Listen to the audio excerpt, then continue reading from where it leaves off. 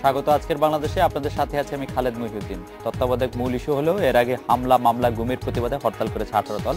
আজ তারা হরতাল করলো জ্বালানির দাম বাড়ানোর প্রতিবাদে। এই নিয়ে পঞ্চমবারের মতো জ্বালানির দাম বাড়ালো সরকার। জনস্বার্থ সংশ্লিষ্ট বিষয়ে আন্দোলন করবে বিরোধী দল, এটাই রাজনীতির স্বাভাবিক নিয়ম। এবার অন্তত সেই স্বাভাবিক আন্দোলনের পথেই হেঁটেছে তারা। তবে জ্বালাও পোড়াওয়ার ঘটনা ঘটেছে এবারের হরতালকে কেন্দ্র করে। জনভোগান্তি নিরসনের দাবিতে রাজপথের কর্মসূচিতে পাল্টা কেন জন আতঙ্ক সৃষ্টি, সেই প্রশ্ন থেকেই যায়। এর আগে 4 দলীয় জোট সরকারের আমলেও জ্বালানির মূল্যবৃদ্ধির ঘটনা ঘটেছিল 9 বার। তখন কোন পরিস্থিতিতে দাম বাড়ানো হয়েছিল সেই প্রশ্নের জবাব কিন্তু দিচ্ছে না বিরোধী দল। তবে যাই হোক না কেন, নতুন করে বাড়তি তেলের দাম বিরোধী দলের হাতে তুলে দিয়েছে হরতালের জ্বালানি। এই অবস্থায় আজকের বাংলাদেশে আমরা খুঁজব কিছু প্রশ্নের উত্তর। ক্ষমতার শেষ বছরে এসেও জ্বালানি তেলের দাম বাড়ানোর ঝুঁকি কেন নিচ্ছে সরকার? তেলের দাম বাড়ানোর প্রতিবাদে হরতালের মতো কর্মসূচি কতটা যৌক্তিক? আন্দোলনের অস্ত্র হিসাবে হরতাল অবরোধ এখন কতটা কার্যকর?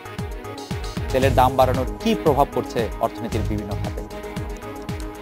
জানিয়ে রাখি, আজকের বাংলাদেশের মতামত প্রশ্ন পাঠাতে এসএমএস করতে পারবেন ইমেল করতে, লিখতে পারবেন ফেসবুক ও টুইটারে। এসব বিষয় নিয়ে আলোচনা করতে আজ স্টুডিওতে আছেন আওয়ামী লীগের সভাপতি মণ্ডলীর সদস্য জনাব নূহুল আলম লেনিন এবং বিএনপির জাতীয় স্থায়ী কমিটির সদস্য জনাব ডক্টর খন্দকার মোশাররফ হোসেন। স্বাগত আপনাদের। এছাড়া আমরা সরাসরি কথা বলবো আমাদের চট্টগ্রাম আবাসিক প্রধান মামুন আবদুল্লাহ, রাজশাহী প্রতিনিধি আহসান আবু এবং খুলনা প্রতিনিধি সোহেল মাহমুদের সাথে। স্বাগত আপনাদেরও। জনাব নূহুল আলম লেনিন, এটা তো জানা কথাই যে মেয়াদের শেষ বছরে এসে জ্বালানি তেলের দাম বাড়ানোর যে প্রতিক্রিয়া সেটা জনসমর্থন পাবে না বা জনগণের একটা নিন্দাই করবে। শেষ বছরে এসে এই ঝুঁকিটা কেন নেয়া? দেখুন, অর্থনীতির কতগুলো নিজস্ব ডিনামিক্স আছে। এখানে সবসময় পপুলিস্ট অ্যাপ্রোচ থেকে যদি আমরা রাষ্ট্র পরিচালনা করতে যাই, তাহলে পরে দীর্ঘমেয়াদে গিয়ে সেটা অর্থনীতির জন্য, উন্নয়নের জন্য সেটা ক্ষতিকারক হয়। আপনি যেটা শুরুতেই বলেছিলেন যে বিএনপিও তার শাসন আমলে 9 বার তারা জ্বালানি তেলের মূল্য বৃদ্ধি করেছিল, আর আওয়ামী লীগ গত 4 বছরে এইটা নিয়ে করলো 5 বার। এখানে যদি বিএনপির এই উত্তরগুলো খোঁজেন তাহলে পরে দেখবেন যে এখানে নিঃসন্দেহে বিশ্ববাজারের পরিস্থিতি তারা বিবেচনা করেছেন। কি জবাব দেবেন এখানে মোশাররফ ভাই, সেটা তার ব্যাপার। কিন্তু আমি এটা সাধারণভাবে বুঝি যে একটা তেলের উপরে আমদানি নির্ভর দেশ তার জ্বালানি সংকট সমাধানের জন্য সবসময় স্বাধীনভাবে সব কিছু করতে পারে না, কারণ তার এই নির্ভরতার কারণে তাকে দেশের অভ্যন্তরীণ এবং বৈদেশিক নানান পরিস্থিতি, নানান চাপ তাকে এই মুহূর্তে এটাকে বিদেশি চাপই বলবো, কারণ আন্তর্জাতিক বাজারে কিন্তু তেলের দাম বাড়ে নাই। না, আমি কেবল ওই চাপটিই বলবো না, কেবল বাজারের মূল্য বৃদ্ধিজনিত কারণেই হয়েছে তা না। কিন্তু মানে এই কথা স্বীকার করতেই হবে যে বাংলাদেশের অর্থনীতি আমাদের যতই অগ্রগতি ঘটুক না কেন, এখনও তার ইকোনমির একটা বড় অংশ ডিপেন্ডেন্ট। এবং এখানে বিশ্বব্যাংক, IMF এবং অন্যান্য দাতা সংস্থা, দাতা দেশ যারা রয়েছে, তাদেরও নানান রকম উপদেশ আমাদেরকে শুনতে হয়। এবং সেটা বলা যেতে গরল হলেও সেই গরলকে আমাদেরকে হজম করতে হয়, কেননা এটার সাথে আদার যে ইকোনমিক ইন্টারেস্ট বা ইন্টারেকশনস রয়েছে সেগুলোকে আমাদের মানতে হয়। আমি যেটা মনে করি যে এখানে এখনো পর্যন্ত আমাদেরকে বিপুল পরিমাণ ভর্তুকি জ্বালানি খাতে দিতে হচ্ছে, এবং এই ভর্তুকির পরিমাণটা যদি আমরা এখান থেকে কমিয়ে এনে আমরা সেটাকে উন্নয়ন খাতে, আপনি আমরা উন্নয়ন খাতে সেটা ব্যয় করতে পারবো, আমরা ভর্তুকির টাকাটা উন্নয়ন খাতেই ব্যয় হবে। আমরা তো বিভিন্নভাবে সরকারের টাকা লুটপাট হতে দেখছি, চুরি হতে দেখছি নানা কারণে। লুটপাট তো আপনার এখানে এইটার দাম না বাড়িয়েও করা যায়। লুটপাটের জন্য যে দাম বাড়াতেই হবে এরকম তো কোনো কথা নেই। হ্যাঁ, লুটপাট নানান ফর্মেই হতে পারে, এবং মানে সেটার জন্য কোনো নির্দিষ্ট ব্যাকরণ নেই। কিন্তু আমাদের যেটা লক্ষ্য, আপনি বললেন যেটা, এটা কাণ্ডজ্ঞান সম্পন্ন যে কোনো লোকে বলবে যে নির্বাচনকে সামনে রেখে আওয়ামী লীগ তার শেষ বছরে এসে কেন এই ঝুঁকি গ্রহণ করলো। আমি সেই কথাটাই বলছি যে এইটা গ্রহণ করা হয়েছে যে আমরা আমাদের অঙ্গীকার মতো, যেমন আমরা অনেক ক্ষেত্রে অনেকগুলো উন্নয়ন কর্মকাণ্ড আমরা পরিচালনা করতে সক্ষম হয়েছি, তেমনি অনেক ক্ষেত্রেই দেখা গেছে যে আমাদের জ্বালানি খাতে ভর্তুকি দিতে গিয়ে আমাদের কাঙ্ক্ষিত উন্নয়ন কোন কোন খাতে সেটা আমরা অর্জন করতে পারিনি। এই ভর্তুকি প্রসঙ্গে এবং আপনার কাছে একই সঙ্গে আমি এটাও বলি যে আমাদের প্রতিবেশী দেশগুলোতে যে মূল্য, জ্বালানি তেলের মূল্য তার সাথে সামঞ্জস্যপূর্ণ না হয় এই যে চোরাই পথে বারবার এই দেশের এই মূল্যবান সম্পদ বিদেশে চলে যাচ্ছে, সেটাও কিন্তু জাতীয়ভাবে বিরাট ক্ষতি। এখন আজকে আমি দেখলাম যে বিএনপির একজন বললেন যে চোরা এই পথে যে যাচ্ছে সেটা রোধ করতে পারার দায়িত্ব সরকারের। নিঃসন্দেহে সরকারের দায়িত্ব, কিন্তু এই রিয়ালিটিও মানতে হবে যে এই বিশাল সীমান্ত দিয়ে সবসময়ই আমরা এই চোরাই পথে যাওয়া এটা আমরা বন্ধ করতে পারি না। কাজেই সেই ক্ষেত্রে অতীতে বিএনপিও কিন্তু এই একই যুক্তিতেই বলা যায় 9 বার 5 বার হিসাবটা একটু গোলমেলে, কারণ হচ্ছে যে ওরা 9 বার বাড়ালেও সেটার মধ্যে যে মানে স্প্রেডটা এই 5 বারের তুলনায় অনেক বেশি। সেই আলোচনা আর বলে নেবে। আমরা একটু ডক্টর খন্দকার মোশাররফ হোসেনের কাছে আসি। ডক্টর খন্দকার মোশাররফ হোসেন, আজকে আমরা যে হরতালটা দেখলাম সেই হরতালটাকে আপনি কি বলবেন? সফল হরতাল? অবশ্যই সফল হরতাল, যেহেতু এই হরতালটি জনগণের হরতাল ছিল, জনগণ কর্তৃক সমর্থিত হরতাল এবং জনগণের সমস্যাটাকে নিয়েই হরতাল ছিল, প্রতিবাদ করার জন্য। এখানে সেজন্য আমি বলছি যে অত্যন্ত শান্তিপূর্ণ এবং সফল হরতাল হয়েছে। এখানে যে বিষয়ে লেলিন সাহেব কথা বললেন, একটু মাঝখানে একটু বলে নেই যে মানে এই হরতালটা করে লাভটা কি হয় আসলে? হ্যাঁ, সেটা আমি আসছি, সেটার ব্যাপারে আসবো। এখন প্রথম তো আমাকে বলতে হবে আমরা হরতালটা করলাম কেন। হরতালটা করলাম জ্বালানি তেলের দাম এইভাবে হঠাৎ করে এত বেশি বৃদ্ধি করে এমন একটা অবস্থার সৃষ্টি করা হয়েছে যে আমরা জানি জ্বালানি তেলের দাম বাড়লে এটা এদেশের জনগণের সকলের কাছে কিন্তু এটার প্রতিক্রিয়া বা এটার প্রভাব পৌঁছাবে এইভাবে যে, যেমন ধরেন আশ্চর্যজনকভাবে যে 60 টাকা করে এক ধাপে বাড়ানো হয়েছে কেরোসিন এবং ডিজেলের দাম, যেটা 61 টাকা ছিল এখন 68 টাকা। তো এই যে ডিজেল এবং কেরোসিন এটা কিন্তু গ্রাম দেশের মানুষের ব্যবহারের জন্য, আর ডিজেল বিশেষ করে কৃষি উন্নয়নের জন্য এটা ব্যবহৃত হচ্ছিল। তো এখন এই যে হঠাৎ করে বৃদ্ধি করা হলো, তাতে কৃষি যে যন্ত্রপাতি ব্যবহারে, বিশেষ করে সেচ ব্যবহারে স্বাভাবিকভাবে এটা তাদের কিন্তু খরচ বেড়ে গেল। তো এমনিতেই কৃষক কিন্তু তাদের উৎপাদিত পণ্যের উৎপাদন মূল্যের বেশি পায় না, এই নিয়ে কিন্তু অনেক কথাবার্তা আছে। তারপরে আবার উৎপাদন মূল্য এখন বৃদ্ধি পেয়ে গেল।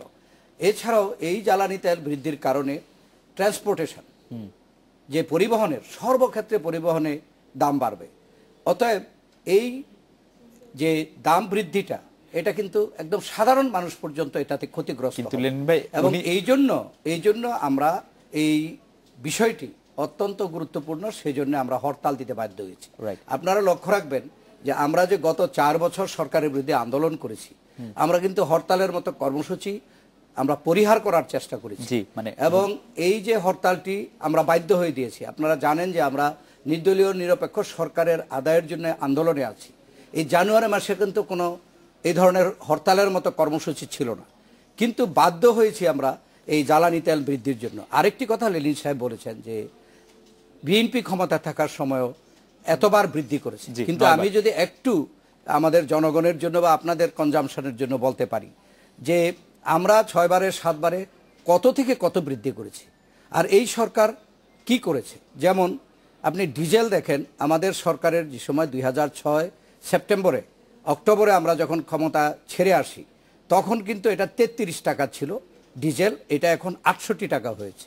এবং এই সরকার এসে 46 টাকা 2001 সাল থেকে বলেন যে 2001 সালে আপনারা যখন ক্ষমতায় ছিলেন, তখন আপনারা যখন ক্ষমতায় এসেছেন তখন সেটা 17 টাকা ছিল, সেটা 17 টাকা ছিল, 2006 সালে এটা 33 টাকা হয়েছে। এবং আপনারা খুবই ইন্টারেস্টিংলি আপনারা 5 বার যে দাম বাড়িয়েছেন, 9 বার যে দাম বাড়িয়েছেন, আপনারা অকটেনের দাম তেমন বেশি বাড়ান নাই, ধাপে ধাপে ডিজেলের দামই বাড়াইছেন অনেক বেশি করে।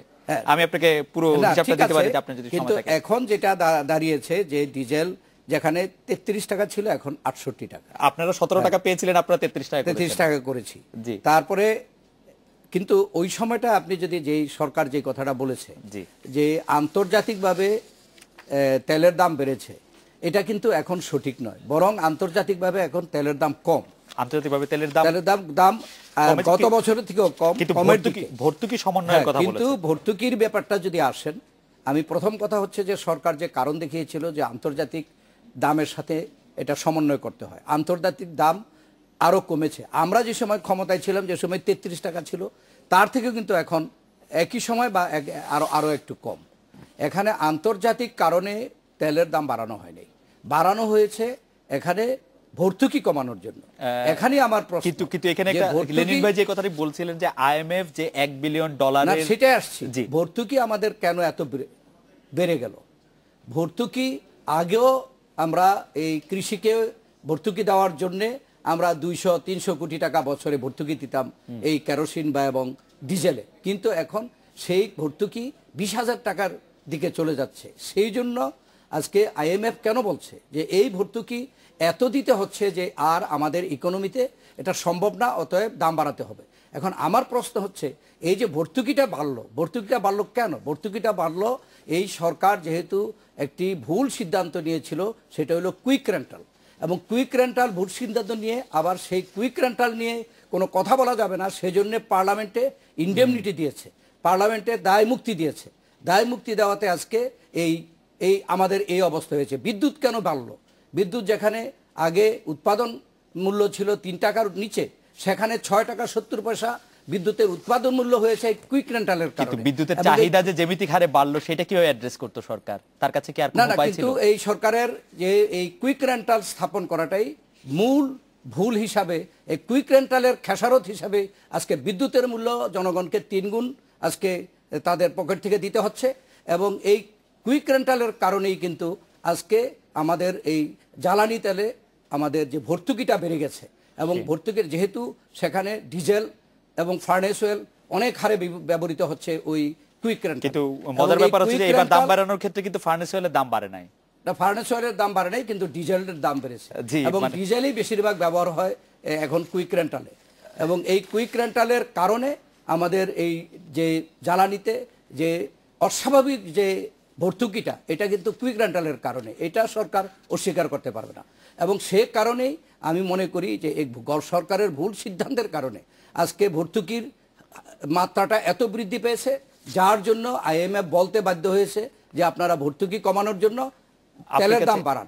কিন্তু তেলের দাম বাড়াতে গিয়ে জনগণ যে এখানে যেভাবে ক্ষতিগ্রস্ত হবে, এটাকে পোষানোর জন্য সরকার এমন কোনো বিকল্প কর্মসূচি দেয় নাই। কারণ এখন মূল্যস্ফীতি একবারে অবশ্যম্ভাবী। কুইক রেন্টালের ক্ষেত্রে যে পরিমাণ তেল ব্যবহার করা হয়, সেইটা টাকার অঙ্কে কত টাকা, সেটা কি আপনি মানে ভর্তুকি দিয়ে, এটা কি আপনার কাছে হিসাব আছে?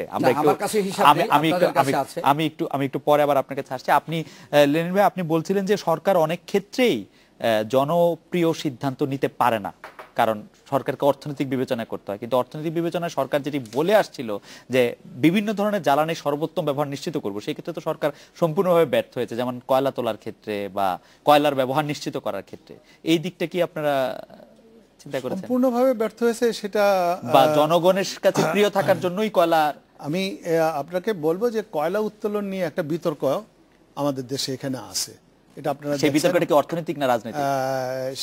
আমার বিবেচনায় সেটা কতকটা হচ্ছে অজ্ঞতাপ্রসূত, যে এই কয়লা ওপেন পিট যদি করা হয় তাহলে পরে পরিবেশের ক্ষতি, এই ক্ষতি, ওই ক্ষতি বলে এখানে একটা অংশ তারা এটা নিয়ে নানান রকম জনমত তৈরি করার চেষ্টা করছে। বাংলাদেশের জন্য যেখানে আমাদের জ্বালানির উৎস খুবই সীমিত, নিজস্ব উৎস, আমাদের গ্যাস ক্ষেত্রগুলো যেটুকু এখানে বাড়ানো হোক না কেন, কিন্তু এটা তার অপরিমিত না। সেখানে একমাত্র সম্ভাবনাপূর্ণ জায়গা ছিল কয়লা, এবং সেই কয়লা দিয়ে বলা হয়ে থাকে যে বাংলাদেশের 50 বছরের চাহিদা, জ্বালানি চাহিদা এটা সম্ভব হতো, এটা যে রিয়ালিটি। কিন্তু আমরা এখানে বলা যেতে পারে যে এইখানে আমাদের একটা পপুলিস্ট অ্যাপ্রোচের কাছে আমাদের কিছুটা, আপনারা একদিকে পপুলিস্ট অ্যাপ্রোচ নিচ্ছেন, হচ্ছে আমাদের বিকল্প জ্বালানি ব্যবহার নিশ্চিত করতেছেন না, ওইখানে আছে আমাদের ভর্তুকির চাপ, আর এখানে আছে যে বলা যেতে পারে যে ওই অঞ্চলে জনবসতি, ঘনবসতি, আমাদের ভর্তুকির চাপ, আর এখানে আছে যে বলা যেতে পারে যে ওই অঞ্চলে জনবসতি, ঘনবসতিপূর্ণ এলাকা, সেখানে নানান হ্যাঁ, যে এটা আমি যদি এখানে বলেন, এটা আমি খুবই দায়িত্ব নিয়ে নিজের মাত্রই বলতে পারি যে আমি এই ওপেন পিটের পক্ষে। আমাকে এটা আমি বলবো যে কোনো গভর্নমেন্টই আসুক না কেন, অর্থনীতিতে একটা কথা আছে, মানে কস্ট অফ ডেভেলপমেন্ট, হ্যাঁ, একটা উন্নয়ন করতে গেলে কিছু মূল্য দিতে হবে। কিন্তু লেন ভাই, আপনি সত্যি করে বলেন যে আমরা আপনাকে একজন সৎ রাজনীতিবিদ, আপনি একজন কবিও বটে, সরকারকে এখানে একটা খুব দুর্বল জায়গায় মনে হচ্ছে না? এক জায়গায় পপুলিস্ট অ্যাপ্রোচ নিচ্ছে, এক জায়গায় পপুলিস্ট অ্যাপ্রোচ নিতে পারছে না। এখানে আমরা কোনো দৃঢ় পদক্ষেপ নিতে পারি না, কলানীতি আমরা ঘোষণা করতে পারি না, দৃঢ় পদক্ষেপ নেওয়া এই ব্যাপারে কোনো দ্বিধা নেই আমার। আমরা একটা বিরতি নিচ্ছি, বিরতির পর ফিরে এসে এই বিষয়ে আরো কথা বলবো।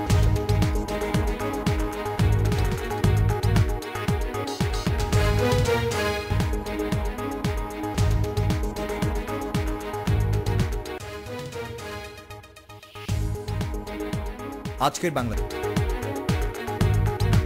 বিরতির পর ফিরে এলাম আজকের বাংলাদেশে।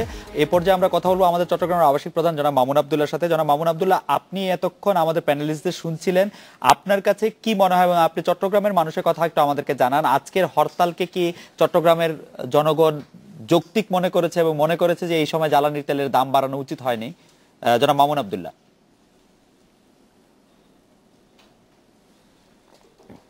সাধারণ মানুষ আসলে আন্তর্জাতিক বাজারে কি হচ্ছে আর দেশের বাজারে কি হচ্ছে সেটার খবর হচ্ছে, মানুষ মনে করে যে যখন তার যাতায়াতের ক্ষেত্রে ভাড়া বেড়ে যায় তখন কোনো জিনিসপত্র কিনতে গিয়ে তার মুদ্রাস্ফীতি ঘটে, সেটাই মানুষের কাছে সবচেয়ে বেশি মানুষকে প্রভাবিত করে এবং মানুষকে দুশ্চিন্তা কিংবা দুশ্চিন্তায় ফেলে দেয়।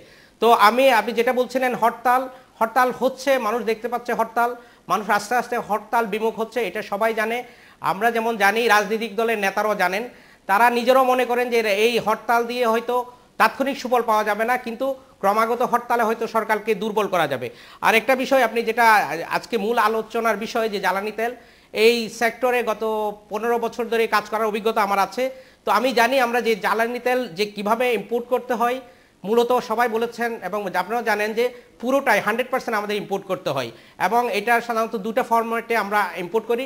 কিছু আনি আমরা রিফাইন্ড ফরম্যাট আর কিছু ক্রুড ফরম্যাটে, অর্থাৎ কিছু আমরা আমাদের রিফাইনারিতে এখানে পরিশোধন করি, তার সেটা খুবই কম, 1/3, কিন্তু 2/3 আমাদের রিফাইন অবস্থায় ইম্পোর্ট করতে হয়। যে এখানে আমাদের বিএনপির মুশাররফ ভাই বলছিলেন যে তাদের আমলে 17 টাকা ছিল, কিন্তু আন্তর্জাতিক বাজারে তখন আমরা দেখতে পাচ্ছি, আমার হাতে যে তথ্য আছে, 17 টাকা লিটার দরে তারা শুরু করেছিলেন ডিসেম্বরের 2001 ডিসেম্বরে, সেটা তারা 33 টাকা করেছিলেন। কিন্তু আওয়ামী লীগের আমলে দেখা যাচ্ছে তারা 44 টাকা লিটার শুরু করেছিলেন এবং তারা 68 টাকা এসে স্থির করেছেন সর্বশেষ 4 ডিসেম্বরে। কিন্তু এর মধ্যে আন্তর্জাতিক বাজারের যেই চিত্র আমার কাছে আছে, দেখা যাচ্ছে যে এখন আন্তর্জাতিক বাজারে প্রতি ব্যারেল ডিজেল যেটা আমরা কিনছি সেটা $122। এটা বেড়েছিল 2009 সালে এবং 2010 সালে বেড়েছিল। তখন আওয়ামী লীগ সবেমাত্র ক্ষমতায় এসেছে, তারা প্রথম দফায় কিন্তু একবার জ্বালানি তেলের দাম কমিয়েছে। আমরা যে বলেছি আওয়ামী লীগের আমলে যে জ্বালানি তেলের দাম 5 দফায় বাড়ানো হয়েছে, 1 দফায় কমানো হয়েছে। অর্থাৎ আন্তর্জাতিক বাজারের সাথে আওয়ামী লীগ চেষ্টা করেছিল কমানোর জন্য, কিন্তু আওয়ামী লীগের সামনে 2009 সালে যখন ক্ষমতা আসার পর তারা মনে করেছিল দাম হয়তো আরও কমে যাবে এবং 2009 এবং 10 সালে কোনো দাম বাড়ানো হয়নি। কিন্তু দেখা গেল আন্তর্জাতিক বাজারে বাড়তে বাড়তে $80 থেকে $90 ব্যারেলের তেল এখন 130-এ চলে গিয়েছিল, এখন সেটা 120-22-এর মধ্যে ভেরি করছে। সুতরাং এটা আন্তর্জাতিক বাজারের সাথে সঙ্গতি রেখে আওয়ামী লীগ দাম বাড়াচ্ছে এবং এটা নিঃসন্দেহে বলা যায়। আর এটার ভার স্বাভাবিক কারণে মানুষের উপর পড়বে, এইসব হিসেব কিন্তু সাধারণ মানুষের বোঝার কথা নয়। যে মামুন ভাই, আপনাকে ধন্যবাদ। আন্তর্জাতিক বাজারে কিন্তু এই মুহূর্তে আসলে তেলের দাম বেড়েছে এরকম কোনো তথ্য আমাদের কাছে নাই। তারপরও আমরা একটু রাজশাহী থেকে আহসান হাবিব অপুর কাছ থেকে শুনি যে আহসান হাবিব অপু, রাজশাহীর জনগণ হরতাল এবং জ্বালানি তেলের দাম বৃদ্ধি এই দুটি বিষয়কে কিভাবে নিয়েছে? অপু।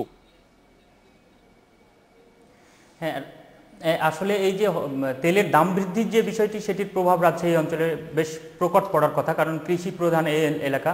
কৃষির উপরে যে প্রভাবটা পড়বে, রাজশাহীর মানুষ আসলে তেলের দাম বৃদ্ধিটাকে কোনোভাবেই মানতে পারেন না এবং তেলের দাম বৃদ্ধিতে এখানকার মানুষ হতাশ হয়েছে, অনেকেই ক্ষুব্ধ হয়েছে।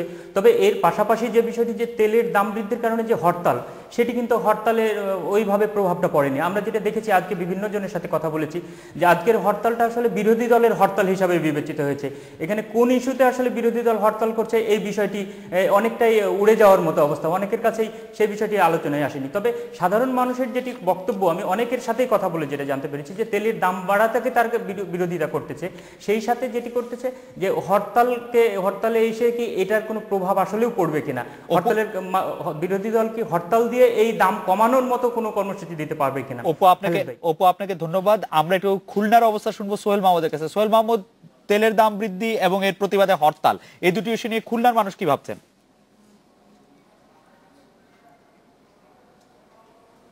ধন্যবাদ খালিদ ভাই। আসলে তেলের দাম বৃদ্ধির প্রতিবাদে কিন্তু হরতালটা হয়েছে, এটা এখানকার সাধারণ মানুষ মনে করছে না। সাধারণত যে কোনো দল যদি হরতাল ডাকে তাহলে সেটা কিন্তু স্বতঃস্ফূর্তভাবেই পালিত হয়, তার কারণ জানমালের নিরাপত্তার কারণে মানুষ এদেশে হরতাল পালন করে থাকে, এরকমই এখানকার সাধারণ মানুষের বক্তব্য।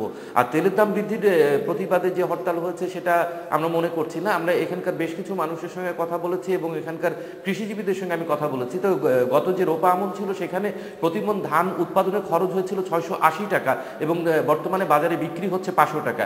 এক্ষেত্রে কৃষক কিন্তু অনেকটাই ক্ষতিগ্রস্ত হয়েছে। আর আগামী যে বড় মৌসুম আসছে সেখানে কিন্তু আপনার ধানের পুরোটাই নির্ভর করবে সেচের উপরে। সেখানে যদি ডিজেলের দাম বৃদ্ধি হয় সেক্ষেত্রে অনেক কৃষক কিন্তু চাষ থেকে বিরত থাকতে পারে। সোহেল মাহমুদ, আপনাকে ধন্যবাদ। জনাব খন্দকার মোশাররফ হোসেন, আপনি শুনছিলেন আমাদের প্রতিনিধির কথা।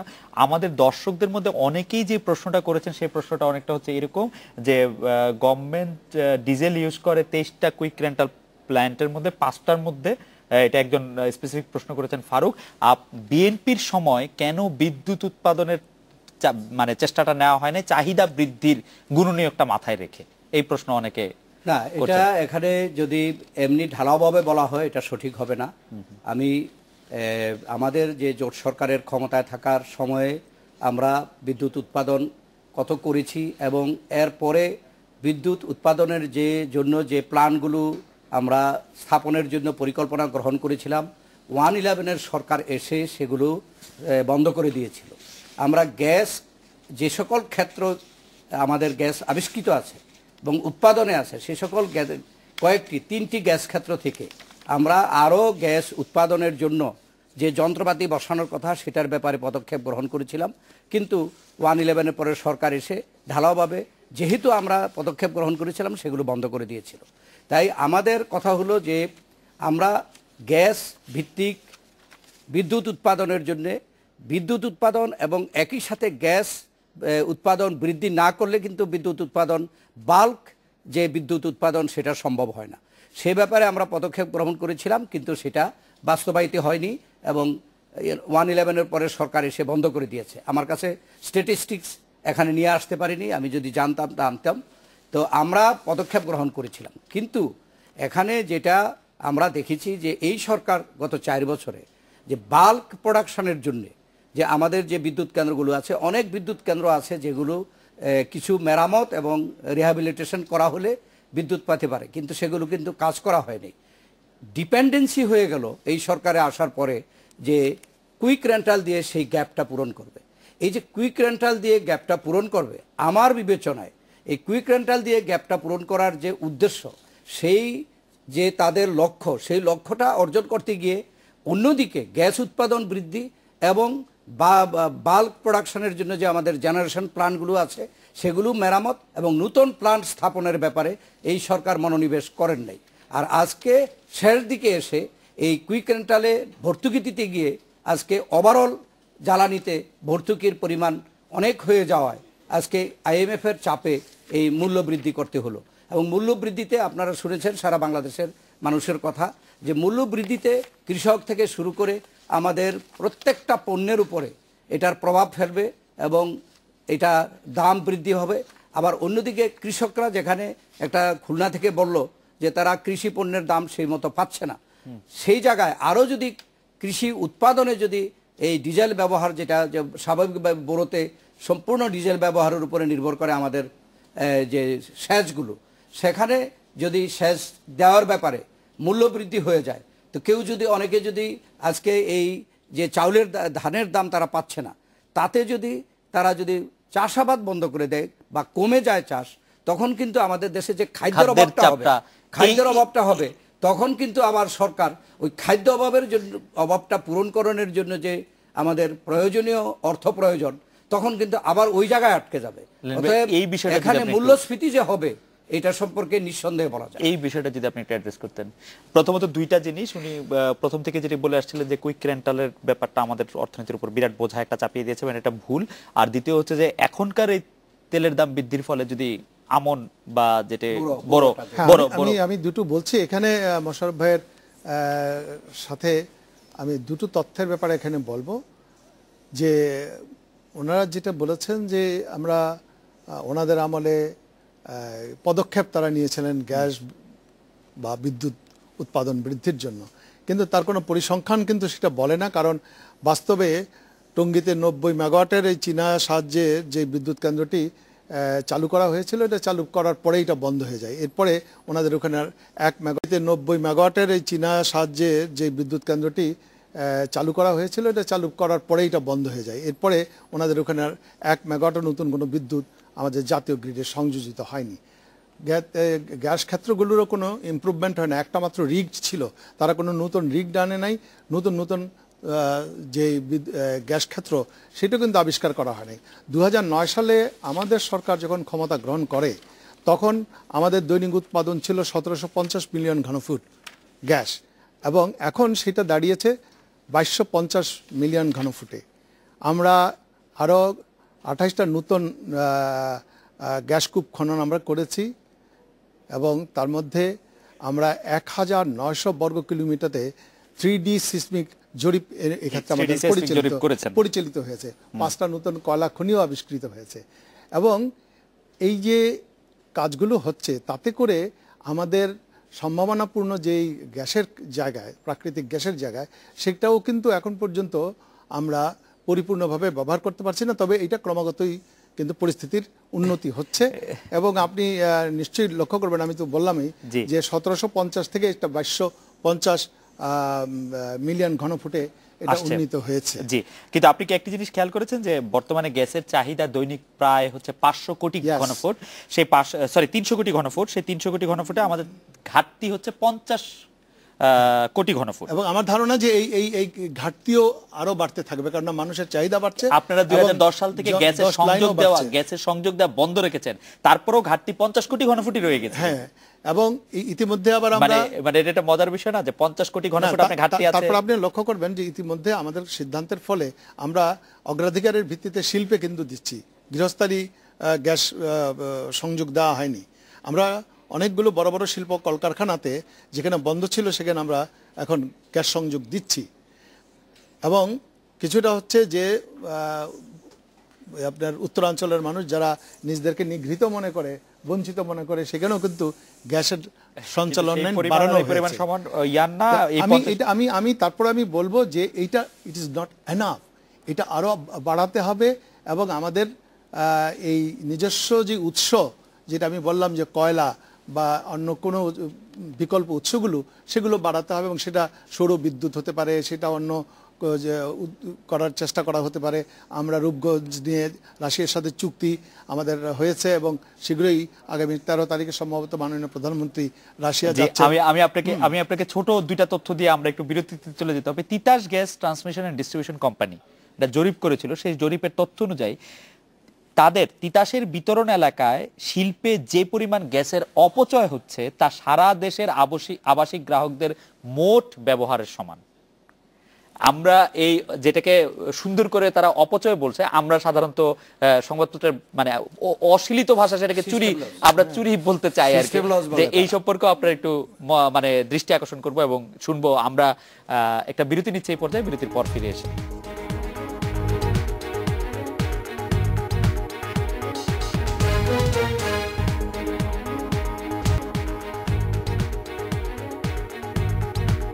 বিরতির পর ফিরে এলাম। আজকে বাংলাদেশে লেন ভাই, আপনি আমার প্রশ্নের একটা ভাগ বলেছিলেন, এখন দ্বিতীয় ভাগটা যদি একটু বলেন যে সারা বাংলাদেশে যে প্রশ্ন আসছে যে বড় ধানের দাম বাড়লে। সংক্ষেপে বলবো, আমি একটা খালি তথ্য আপনাদের বলবো যে কুইক রেন্টাল হোক আর আমাদের অন্যান্য জ্বালানি দিয়েই হোক, আমরা যে বিদ্যুৎ পরিস্থিতি পেয়েছিলাম সেই পরিস্থিতিতে মানুষের জীবন ছিল দুঃসহ, এবং সে কারণে আমাদের হাতে কুইক রেন্টাল ছাড়া অন্য কোনো আলাদিনের আশ্চর্য প্রদীপ ছিল না যে এই দ্রুত এই বিদ্যুৎ পরিস্থিতির উন্নত করা। আপনারা জানেন আমরা 2009 সালে যখন ক্ষমতা নিই তখন আমাদের বিদ্যুৎ উৎপাদনের পরিমাণ ছিল 3268 মেগাওয়াট, বর্তমানে সর্বোচ্চ উৎপাদন 6350 মেগাওয়াটে উন্নীত হয়েছে, প্রায় দ্বিগুণ।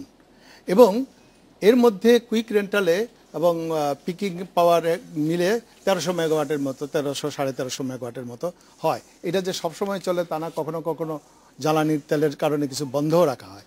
আমি মনে করি যদি এটা না নেওয়া হতো তাহলে পরে আজকে যতই আপনি আমাকে দোষেন কুইক রেন্টালের জন্য, কিন্তু আজকে এতক্ষণ যে আমি নির্বিবাদে এখানে বসে আলোচনা করছি সেটা আমরা করতে পারতাম না, কারণ লোডশেডিংও 50% কমানো হয়েছে। অন্যদিকে আপনি নিজেই বলেছেন যে মানুষের চাহিদা বেড়েছে। কাজেই আমি মনে করি যে এখানে বিদ্যুৎ উৎপাদনের ক্ষেত্রে কিন্তু ডক্টর খন্দকার মোশাররফ হোসেন যেটা বলছিলেন যে আপনি শর্ট টার্ম প্রজেক্টের পাশাপাশি আপনার লং টার্ম প্রজেক্টও তো নেওয়া উচিত ছিল। আমাদের লং টার্ম প্রজেক্ট আছে এবং 27টা লং টার্ম প্রজেক্ট এখানে চুক্তিবদ্ধ হয়েছে এবং সেগুলো উৎপাদনের সেগুলির ক্ষেত্রে কিন্তু কোনো অগ্রগতি নাই। আপনি যদি আপনি সেগুলির ক্ষেত্রে কিন্তু কোনো অগ্রগতি নাই। আমরা কিন্তু বলেছি যে আমরা সব একবারে করে ফেলতে পারবো না। আমাদের টার্গেট ছিল 2007 সালের মধ্যে 2013 সালের মধ্যে 7000 মেগাওয়াট উৎপাদন করব। আমি মনে করি যে 2013 সালে আমাদের মেয়াদের মধ্যে এটা প্রায় আপনার 8000 মেগাওয়াট আমরা উন্নত করতে পারবো। কাজে উন্নতি নাই এটা বলা যাবে না।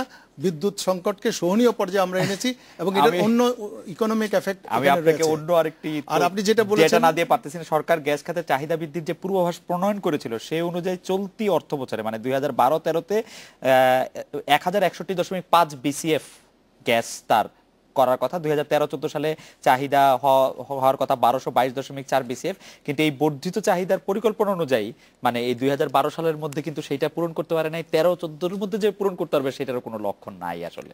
না, সেই চেষ্টা আছে। নতুন নতুন কতগুলো আপনি জানেন যে আমাদের নিজস্ব একটা মাত্র রিগডের জায়গায় এখন আমরা নতুন 2টো রিগড এনেছি। বাপেক্স এখন এই দিক থেকে অনেকখানি সম্পূর্ণ হয়েছে নতুন নতুন কূপ খনন করার ক্ষেত্রে। আমরা একটু ডক্টর খন্দকার মোশাররফ আর আপনাকে আমি শেষ করছি, যেটা কৃষি খাতের কথা আপনারা বলছেন, আমি নিশ্চয়ই অবভিয়াসলি এই যে জ্বালানি তেল বিশেষ করে ডিজেলের দাম বৃদ্ধির ফলে সেটার একটা প্রতিক্রিয়া তো হবেই। তবে সরকার এই ব্যাপারে সচেতন। আমি যতদূর জানি আমাদের নীতি নির্ধারকরাও এই বিষয়টা বিবেচনায় রাখবেন এবং কৃষিক্ষেত্রে প্রয়োজনে ভর্তুকি দিয়ে আমাদের খাদ্য আত্মনির্ভরশীলতার যে ধারা সেটা যেমন অব্যাহত রাখা হবে এবং কৃষকদের উপরে বাড়তি চাপ যাতে না হয় সেই ব্যাপারটি নিঃসন্দেহে সরকার বিবেচনার মধ্যে রেখেই পদক্ষেপ গ্রহণ করবে। আবারও হরতাল প্রসঙ্গে ফিরে আসি। ডক্টর খন্দকার মোশাররফ হোসেন, আমাদের দর্শকরা প্রশ্ন করছেন যে আপনারাই তো সবচেয়ে ভালো করে জানেন যে হরতাল দিয়ে আসলে সরকার সিদ্ধান্ত চেঞ্জ করে না। আজকে সাধারণ মানুষ একজন আজিম উনি কোশ্চেন করেছেন আজকে যে তিনি 3 গুণ ভাড়া দিয়ে তার কর্মস্থলে গেলেন এবং নিরাপত্তাহীনতার মধ্যে দিয়ে, এটা আসলে এখন কিরকম প্রতিবাদ? বিষয়টা হচ্ছে প্রতিবাদ, আমাদেরকে বিরোধী দল আমাদের প্রতিবাদ করতে হবে। আমরা এ পর্যন্ত অনেক বিষয়ে প্রতিবাদ করেছি। শেয়ার মার্কেটে লুট হয়ে গেল, প্রতিবাদ করেছি, সমাবেশ করেছি। মানুষ আমাদেরকে দায়ী করে, বিরোধী দল হিসাবে আমরা তেমন কোনো প্রোগ্রাম নেই। এখন যেভাবেই হোক এদেশে এই হরতালের একটা সংস্কৃতি রাজনীতিতে এটা চলে আসছিল।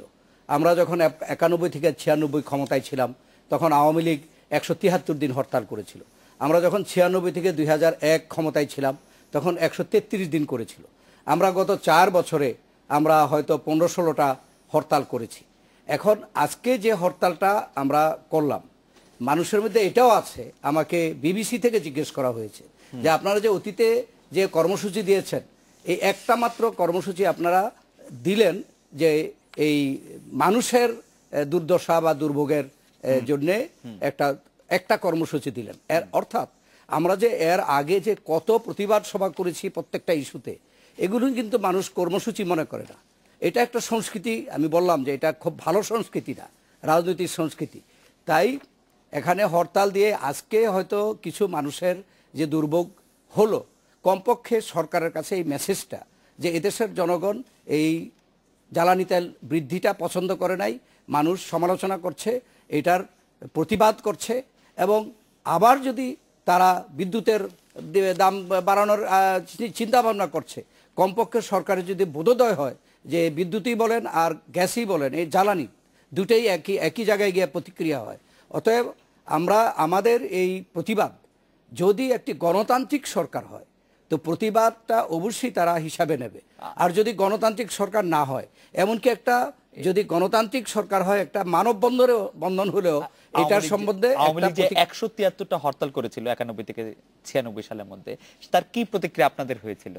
না, আমরা তাদের যে দাবিগুলো, যেমন আমি একটা বড় প্রতিক্রিয়ার কথা বলতে পারি যে এই যে তত্ত্বাবধায়ক সরকার, যেটা এখন বহুল আলোচিত একটি ইস্যু, জি। এই তত্ত্বাবধায়ক সরকার কিন্তু আওয়ামী লীগ এবং জামাতে ইসলাম একসাথে 1996 সালে আন্দোলন করেছিল এবং 1996 ফেব্রুয়ারি যে নির্বাচনটা হলো, যেহেতু প্রধানমন্ত্রী বেগম খালেদা জিয়ার অধীনে নির্বাচন করবে না আওয়ামী লীগ, তার জন্য কিন্তু ফেব্রুয়ারি নির্বাচনে আওয়ামী লীগ যায় নাই। শুধুমাত্র আমরাই একটা নির্বাচন করে আমরা এককভাবে পার্লামেন্টে যে তত্ত্বাবধায়ক সরকার বিলটা পাশ করেছিলাম, এটা কিন্তু দাবি ছিল আওয়ামী লীগের এবং তারা সেই জন্য প্রায় 73 দিন হরতাল করেছে। তো যদি আমরা এই দাবিটাকে যদি মূল্যায়ন না করতাম, তাহলে আমরা শুধু বিএনপি তখন পার্লামেন্টে ছিলাম, বিএনপি এই তত্ত্বাবধায়ক সরকার ব্যবস্থা এনেছি, যেটা আওয়ামী লীগের এবং জামাত ইসলামের দাবি ছিল। দাবি আদায় তো দাবি আদায় হরতাল তো একটা কার্যকর মানে কার্যকর পন্থা হয়েছে, কার্যকর অস্ত্র হয়েছে, কার্যকর অস্ত্র অতীতে হয়েছে, এখনো সেই অস্ত্রটি এখনো ব্যবহার হচ্ছে। কিন্তু আমরাও সচেতন। আপনারা বিরোধী দলে আমরা থাকা 4 বছর আপনারা দেখেছেন যে আমরা হরতাল যতটুকু সম্ভব অ্যাভয়েড করেছি। তো তারপরেও আমাদের যে প্রতিবাদটা, যদি সরকার যদি গণতান্ত্রিক মনে হয়, যদি সরকার জনগণের কথা বিবেচনা করে, জনগণের প্রতি যদি তাদের কোনো কমিটমেন্ট থেকে থাকে, তাহলে অবশ্যই এই প্রতিবাদটা সরকারের কানে ভালোভাবে যাবে। এবং আমরা এখনো দাবি করি যে ডিজেল এবং কেরোসিনের দামটা যে বাড়ানো হয়েছে, এই দামটা কমিয়ে দেওয়া হোক এবং আগামীতে আর যেন বৃদ্ধি করা না হয়। বিদ্যুতেরও যেন যে ডিজেল এবং কেরোসিনের দামটা যে বাড়ানো হয়েছে, এই দামটা কমিয়ে দেওয়া হোক এবং আগামীতে আর যেন বৃদ্ধি করা না হয়, বিদ্যুতেরও যেন আর বৃদ্ধি করা না হয়। এই মেসেজটা যদি আমরা দিতে পেরে থাকি, আর আমার বিশ্বাস যে মেসেজটা তাদের কানে গিয়েছে, তবে গণতন্ত্রী মনে হলে জনগণের প্রতি তাদের দায় দায়িত্ব থাকলে, কেবলমাত্র তারা ক্ষমতায় এসেছে, জনগণকেও কিন্তু কিছু প্রতিশ্রুতি দিয়ে এসেছিল, কেবল IMF এর কথা শোনার জন্য না। কিন্তু সরকার অতএব সরকারের যদি এ ব্যাপারে কিছুটা বোধোদয় হয়, তাহলে সামনের দিনগুলোতে কমপক্ষে তারা হয়তো এই ধরনের প্রতিবাদের মুখে পড়বে না। আমরা সরকারের কাছে মেসেজটা গেছে কিনা সেটা একটু লেনিন ভাইয়ের কাছে শুনবো। তার আগে একটা বিরতি নিয়ে আসিলেন ভাই, সেটা বিরতির পর আমরা শুনবো ব্যক্তিদের কাছে।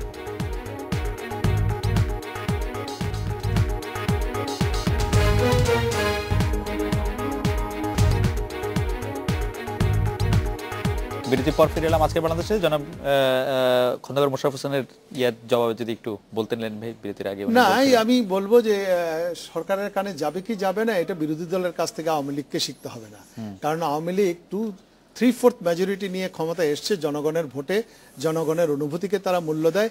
আপনারা এর আগেও দেখেছেন যে এখানে বলা হয়েছে যে দাম কেবল বাড়াই না, আওয়ামী লীগ কমিয়েও ছিল, আবার এখনকার পরিস্থিতিতে সেটা বাড়িয়েছে।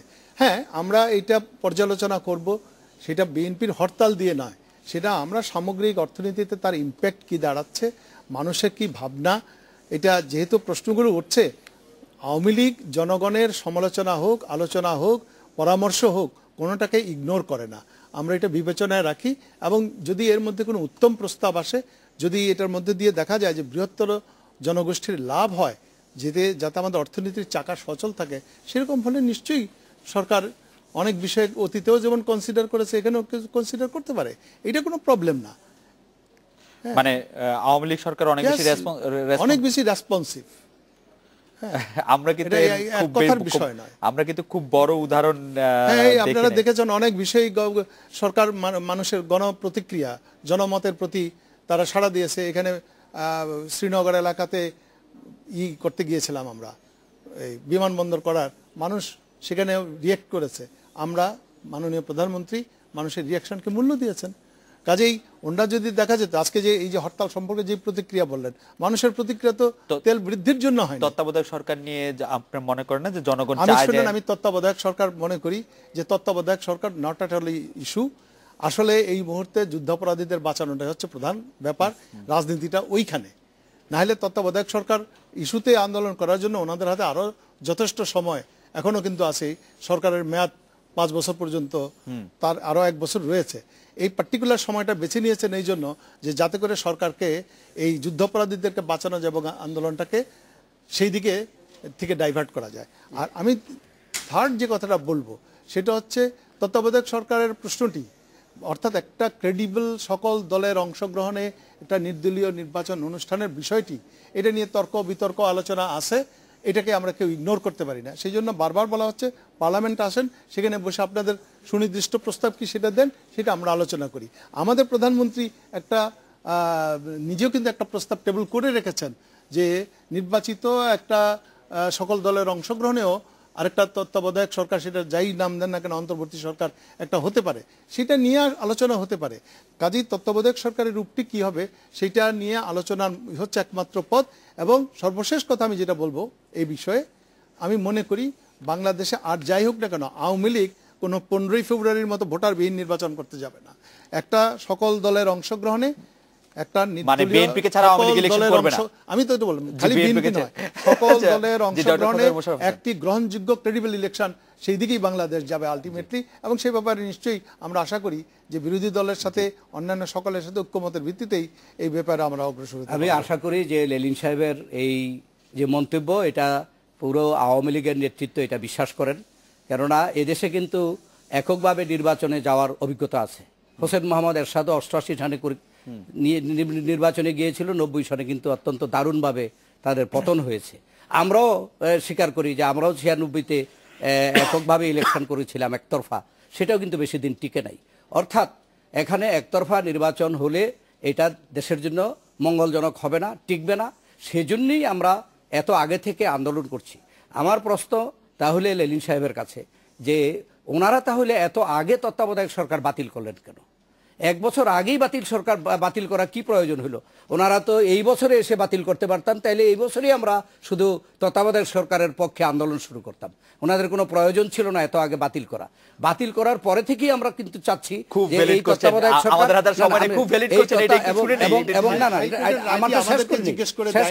শেষ করে নেই যে আজকে এই সপ্তাহে আজকে পর্যন্ত পত্রপত্রিকায় আপনারা দেখেছেন জরিপ, এবং প্রায় 65 থেকে 70 মানুষ নির্দলীয় নিরপেক্ষ সরকার চায় আগামী নির্বাচনে। এটা কিন্তু আজকে প্রতিফলিত। উনি তো বললেন যে আওয়ামী লীগ নাকি জনগণের কথা শুনে জনগণের মন বুঝতে পারে। এটা বুঝতে পারলে তো নির্দলীয় নিরপেক্ষ জরিপের প্রসঙ্গে আমি জানতে চাই না, আমাদের হাতে 30 সেকেন্ড সময় আছে। আমরা যদি একটু লেনিন ভাইকে জিজ্ঞেস করি যে লেনিন ভাই, তত্ত্বাবধায়ক সরকার বাতিলটি আমাদের দুটো এত আগে কি মনে রাখতে হবে? একটা মনে রাখতে হবে যে হাইকোর্ট একটা রায় দিয়েছে যে তত্ত্বাবধায়ক সরকারের ধারণাটি সাংঘর্ষিক আমাদের সংবিধানের সাথে, এবং এপিলেট ডিভিশন সেই রায়টি দিয়েছে, যার ফলে আমাদের মধ্যে এক ধরনের বাধ্যবাধকতা ছিল। এপিলেট ডিভিশনের রায় কি আপনারা সব শুনেন? এপিলেট ডিভিশনের ওই রায়ের মধ্যে একটি অংশ অবশ্যই বাধ্যতামূলক, অবশ্যই রায় পূর্ণাঙ্গ রায় পাওয়ার আগে আপনারা। 2 নম্বর হচ্ছে আমরা সংবিধান সংশোধন প্রক্রিয়ার মধ্যে ছিলাম, কাজে আমরা অনির্দিষ্টকাল সংবিধান সংশোধনের প্রশ্নটিকে আমরা ঝুলিয়ে রাখতে পারিনি। কাজে এই প্রশ্নটিকে আমরা মীমাংসা করার জন্য সংবিধান সংশোধন, সংবিধানের যে পঞ্চদশ সংশোধন হয়েছে এটা করেছি। তারপর আমি মনে করি রায়টা যে বলা হয় এটা কিন্তু আসলে সঠিক নয়। এটা শর্ট রায়ের মধ্যে, শর্ট রায়ের পরে এটা পূর্ণাঙ্গ রায়ের জন্য ওয়েট করা যেত। তবে 11 নির্বাচন কিন্তু করার কথা ওই রায়ও ছিল। তারা যে রায়টি সম্পূর্ণ মেনেছে তা সঠিক নয়। তবে আমরা আশা করব যে সকল দলের সমন্বয়ে অংশগ্রহণে একটি সুন্দর নির্বাচন হবে। আজকের অনুষ্ঠানে আসার জন্য জনাব লেনিন, জনাব খোদার মোশাররফ হোসেন, আপনাদের অনেক ধন্যবাদ। এই ছিল আজকের বাংলাদেশে। দেখা হবে আগামীকাল এই সময়। শুভরাত্রি।